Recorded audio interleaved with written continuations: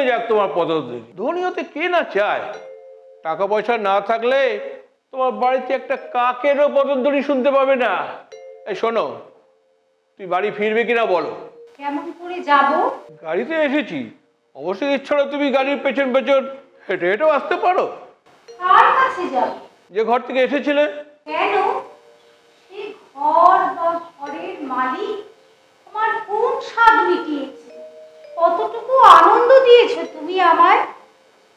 সেবার দার্জিলিংয়ে বরফ পড়ছিল পুষ্প রেণুর মতো। তোমায় বললাম, বুবু চলো তুষার শুভ্র পথে উন্মুক্ত নীলিমায় পেঙ্গুইন পাখির মতো নেচে বেড়াই বেড়াই বেড়াই বেড়াই। তুমি বললে নিউমোনিয়া হবে।